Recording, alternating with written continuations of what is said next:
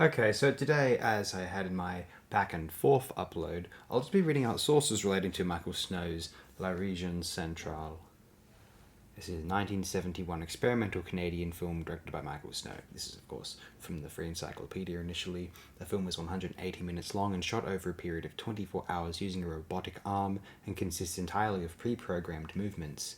La région centrale is 3 hours long, composed of 17 shots of an uninhabited mountainous landscape. Between each take, the screen is black with a white X in the center. In the beginning, the camera moves to capture its surroundings of slow, continuous gestures. Over the course of the film, the movement crescendos as the camera spins rapidly.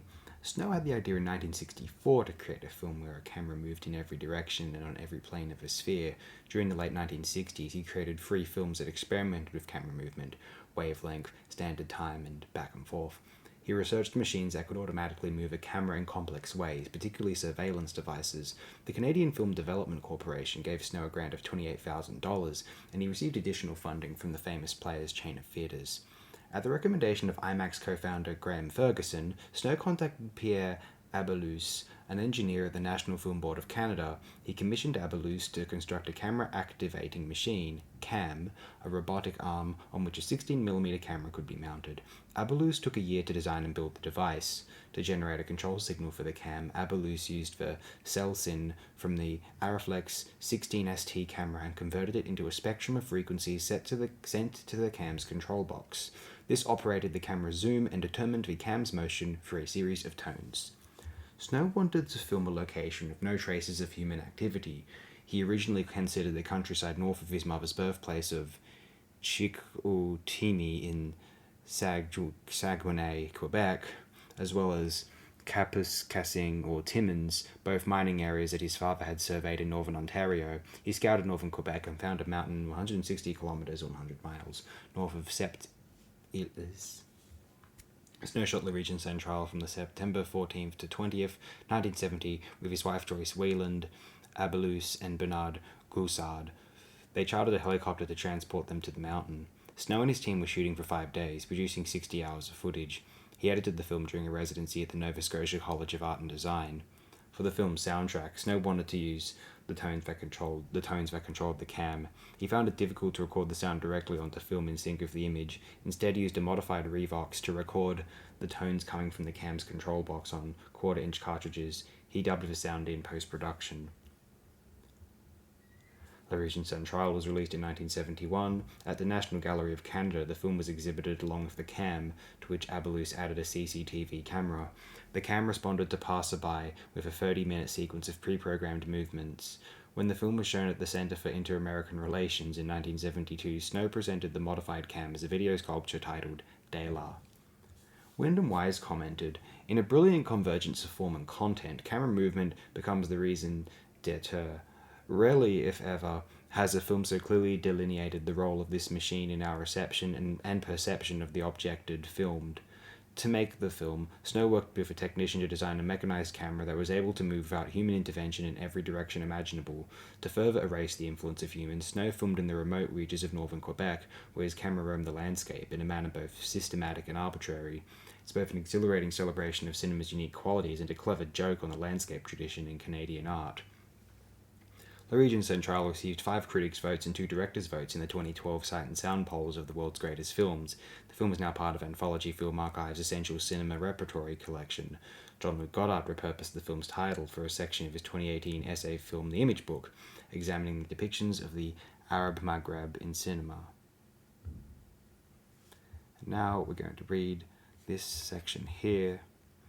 This is from aci-iac.ca.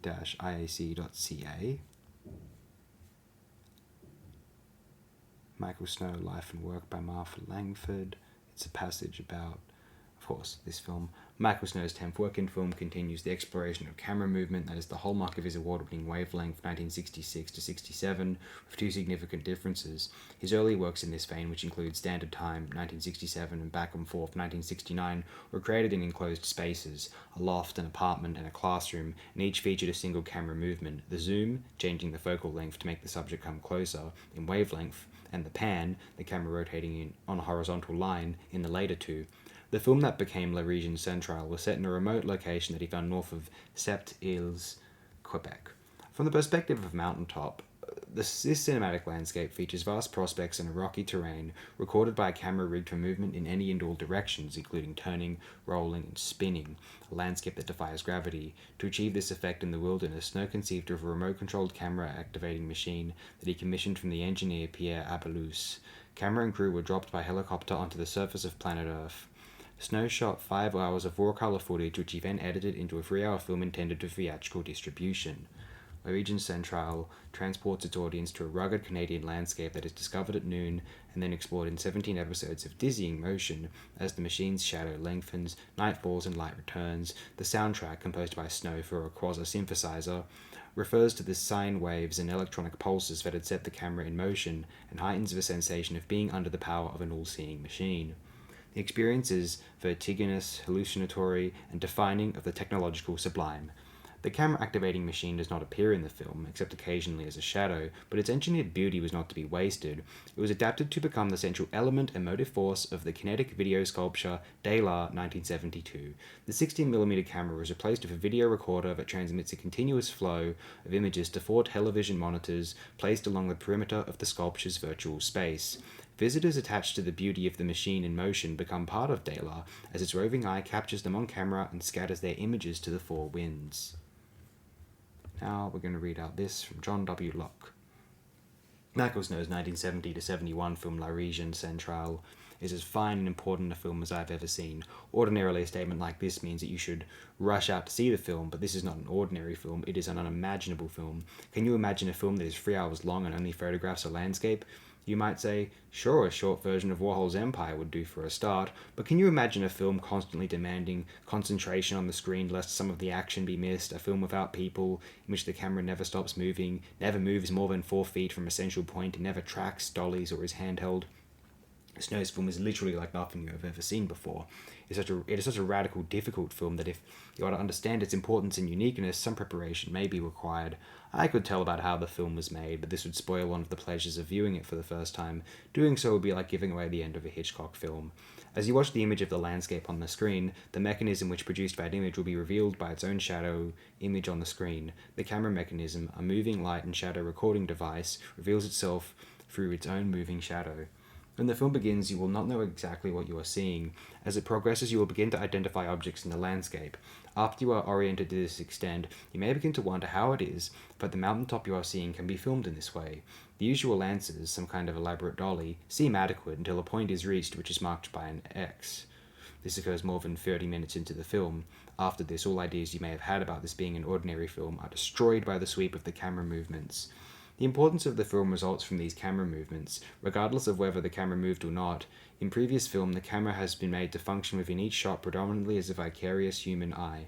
The camera basically recorded what you might have seen in the process of moving about in or standing before an environment. You might stand or sit or move alongside what was happening. The camera mimicked these forms of observing the world. La Région Centrale is the first film in which we see the world entirely through shots which are not based on our everyday way of seeing. I take it that falling off motorcycles at speed, jumping out of airplanes, and somersaulting off diving boards are not ordinary ways of seeing the world. People who do these things do not usually look at the scenery. La Région Centrale is the first feature-length film of the world of ordinary objects which consistently adopts a point of view unique to the camera. This film is as radically different from other contemporary films as Eisenstein's in the 1920s were, and it is different in an analogous way. Editing had been used well before Eisenstein, but he was the first to make it the dominant stylistic characteristic of a film. Likewise, there are beautiful examples of camera movements similar to some of Snow's in older films, but Snow has produced an entire film composed of these movements. Interestingly, Eisenstein's montage was also a way of making a film of the world of ordinary things that differed from the way we usually perceive them. We neither see the world as a sequence of discrete shots as in Eisenstein, nor as a continuous sweep as in Snow.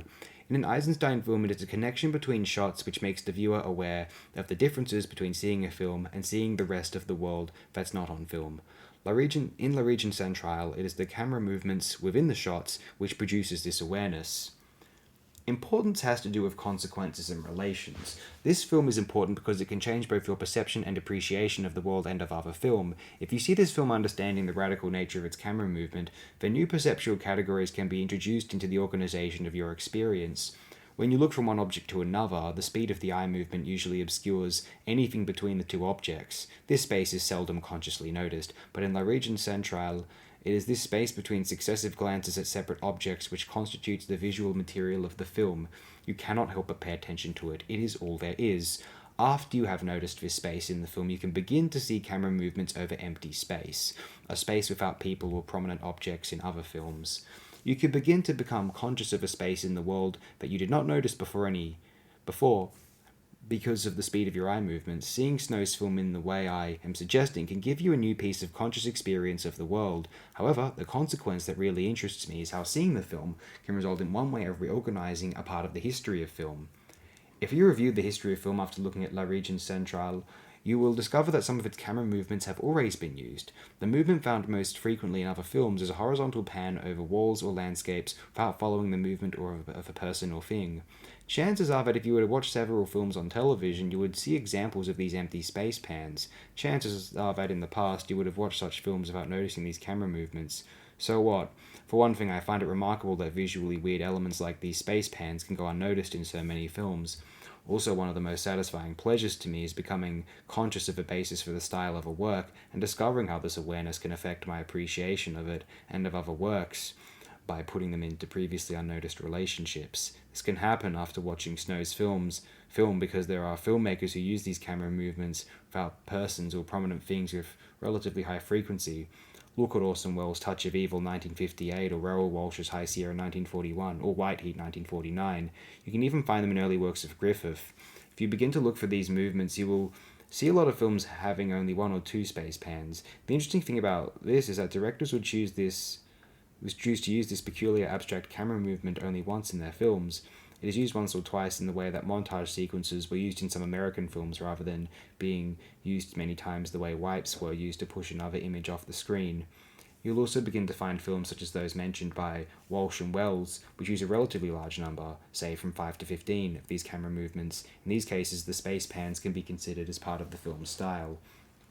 In Walsh's White Heat, you'll see an astonishing space pan, one approaching 360 degrees. This shot opens on a Zenith transoceanic radio broadcasting an account of James Cagney's escape from prison.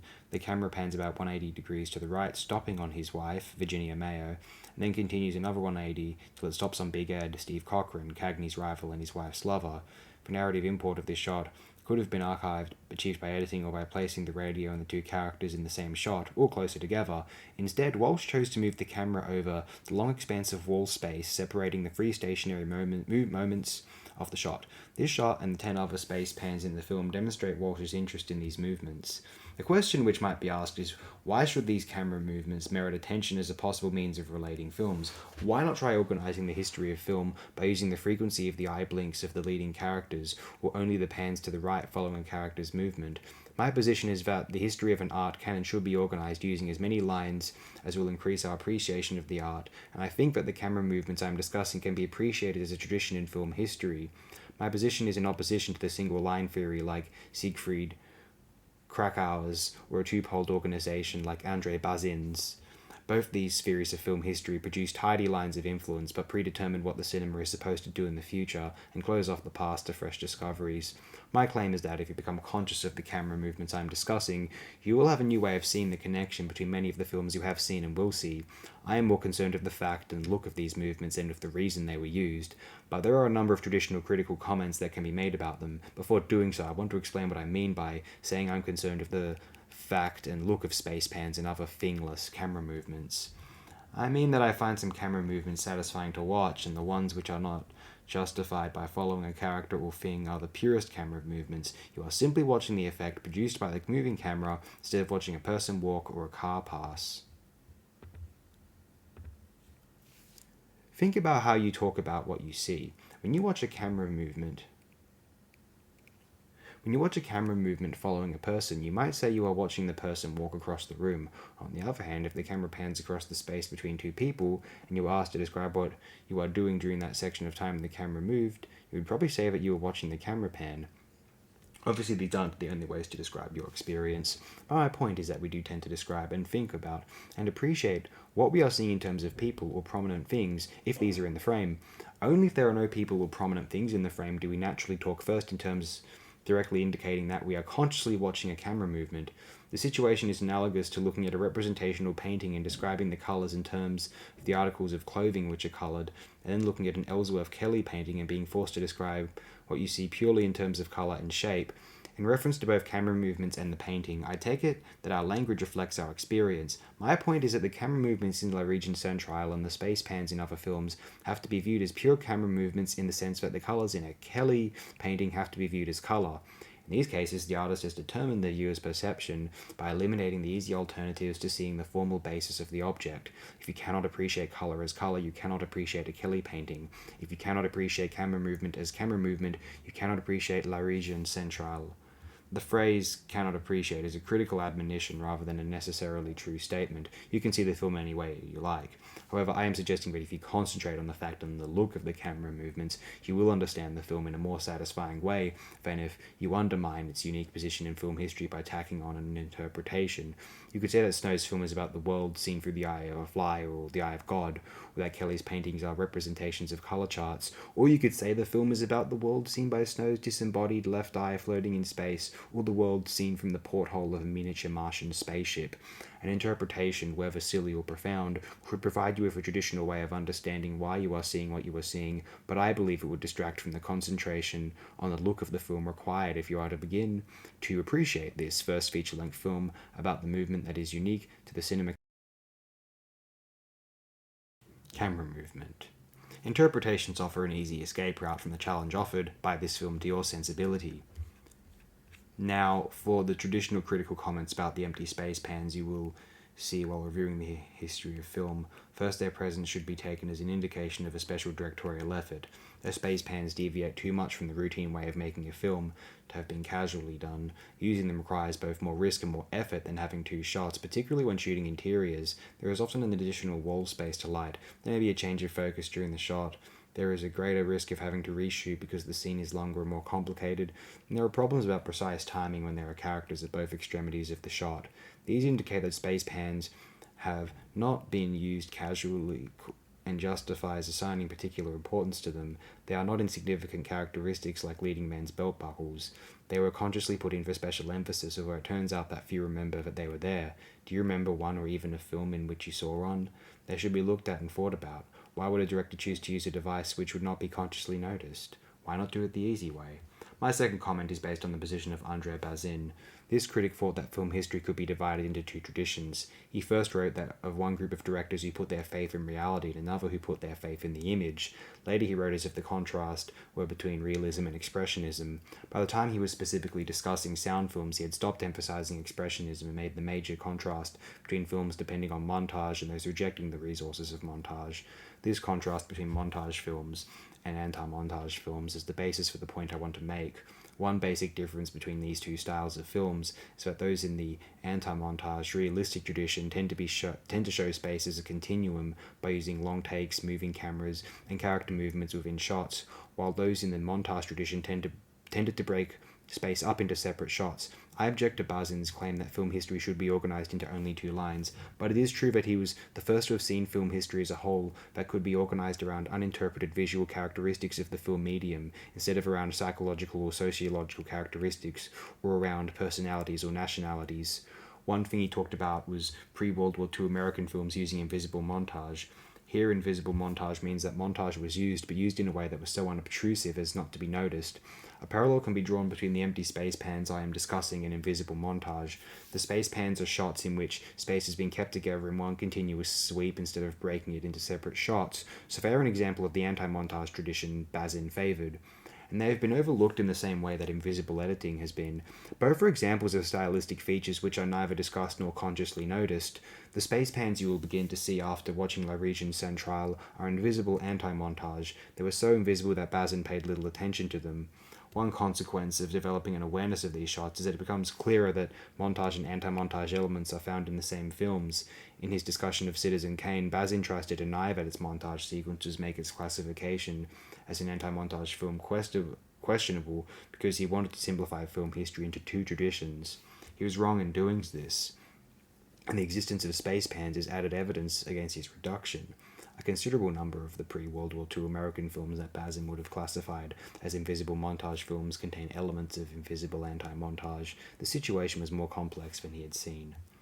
I have been arguing for the importance of La Région Centrale by pointing out that camera movements related to those found in it can be seen throughout the history of film, and claiming that Snow's film can lead us to understanding and appreciating these movements. Another reason for the importance of the film is the way it puts into perspective all the other Snow films made between 1967 and 1971.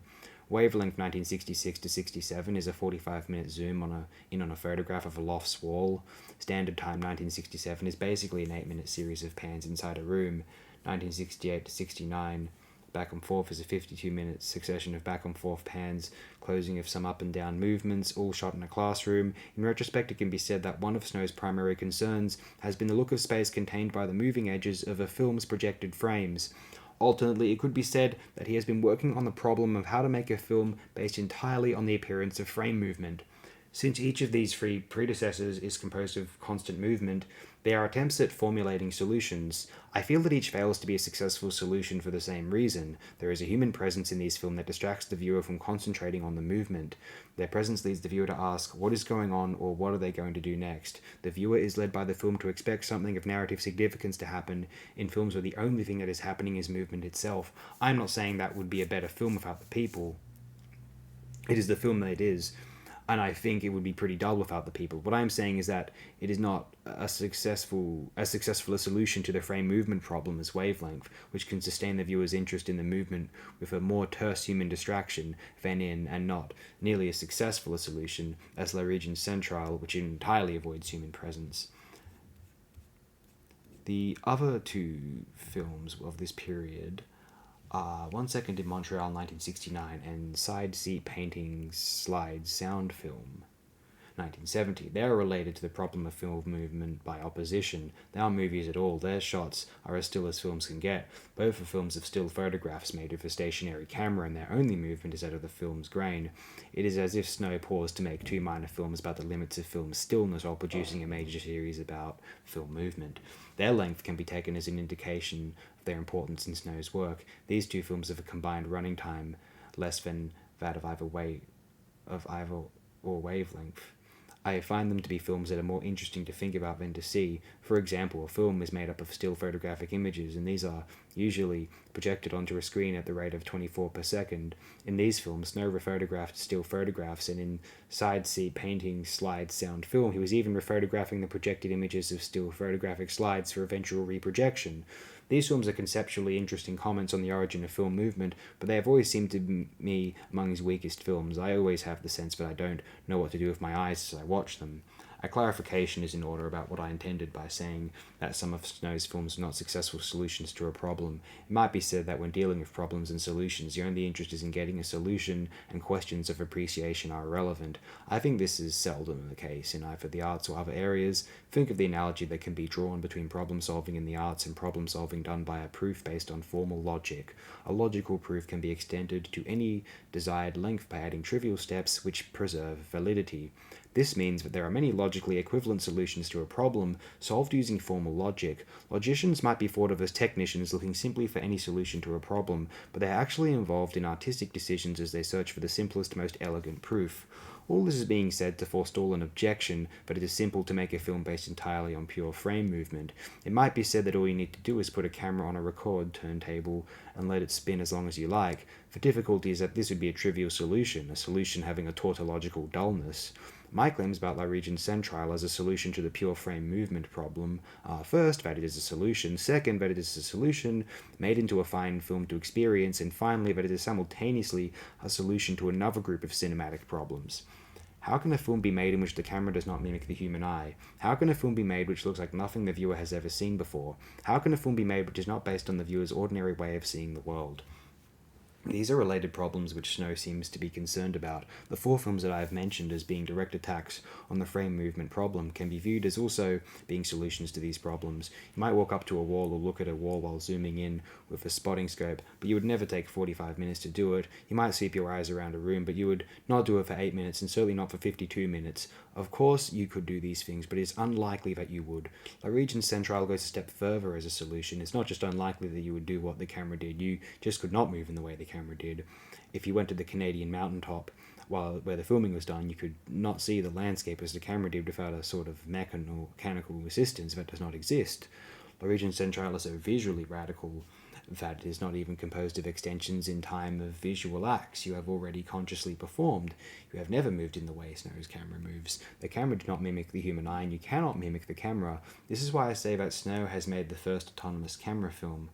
Now, I have argued that La région centrale is an important film because of its consequences for our understanding and appreciation of certain older films and some of Snow's earlier works. I expect the film to have consequences in the future, but this is only speculation and hope. The discussion cannot end here, though, for my opening statement was that the film is as fine and important a film as I have ever seen. So far, I have not said why it is a fine film. I have not discussed its quality, only its importance. The question which needs to be answered now is, why should you spend 3 hours watching the effects produced by a moving camera? This is a question which could be asked even if you believed all that I have said about the camera movements and even plan to review the history of film. It seems a sensible question because I find it conceivable that a 3-hour camera movement film could have been made which could not be watched without pain or boredom. Snow didn't make that film. He made an enormously complicated, varied, and beautiful film.